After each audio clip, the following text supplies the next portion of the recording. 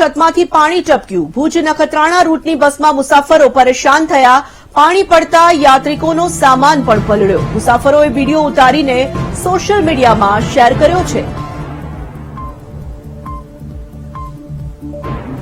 તો આ એસટી બસની છત ટપકી રહી છે. આ દ્રશ્યોમાં આપ જોઈ શકો છો મુસાફરોને કેવી હાલાકી ભોગવવાનો વારો આવ્યો હશે. એક તરફ ચોમાસાનું વાતાવરણ છે, વરસાદ સતત વરસી રહ્યો છે. આ તરફ એસટીની સુવિધા લોકો માટે જે ઊભી કરવામાં આવી છે અને કહેવામાં આવી રહ્યું છે, દાવા કરવામાં આવી રહ્યા છે કે આ સુરક્ષિત સવારી છે, પરંતુ એસટીમાંથી છતમાંથી પાણી ટપકી રહ્યું છે અને તેના દ્રશ્યો આપ જોઈ શકો છો. સંવાદદાતા ભરતસિંહ છે ફોન લાઈન પર.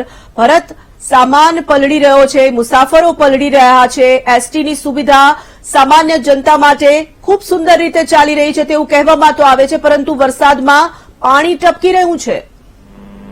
કોરલ, કચ્છમાં ગઈકાલે જે રીતે ધોધમાર વરસાદ વરસી રહ્યો હતો, એકાએક બપોર બાદ જે રીતે વરસાદ ખાબકતા સાર્વત્રિક વરસાદ નોંધાયો હતો, પરંતુ એમાં ખાસ કરીને મુસાફરો જે ભુજથી અન્ય સ્થળ પર જવા માટે મુસાફરી કરતા હોય છે તેમને કડવો અનુભવ થયો હતો. કેમ કે જે એસટીની જે બસ છે જેનો સ્લોગન છે કે સલામત સવારી એસટી અમારી, તેનો જે સૂત્ર છે તે અહીં કને સાર્થક ન થતો હોવાના દ્રશ્યો સામે આવી રહ્યા છે. ભુજથી નખત્રાણા રૂટ પર જતી એસટી બસની અંદર ઉપરના ભાગમાંથી વરસાદી પાણીનો જાણે કે ધોધ પડતો હોય તે પ્રકારના દ્રશ્યો સામે આવી રહ્યા છે. બસની અંદર પ્રવાસી જે મુસાફરી કરી રહ્યા હતા તેના પર વરસાદી પાણી બસની અંદર ખાબકતા તમામ જે મુસાફરો પણ વરસાદી પાણીમાં પડ્યા હતા. તે ઉપરાંત તેમનો જે લગેજ એટલે કે જે સરસામાન હતો તે પણ પલળ્યો હતો. તે એક તબક્કે મુસાફરોએ સમગ્ર ઘટનાનો વિડીયો પણ બનાવી સોશિયલ મીડિયામાં વાયરલ કર્યો છે. ખાસ કરીને તેમણે રાજ્યના મુખ્યમંત્રીને સંબોધીને વિડીયો બનાવ્યો છે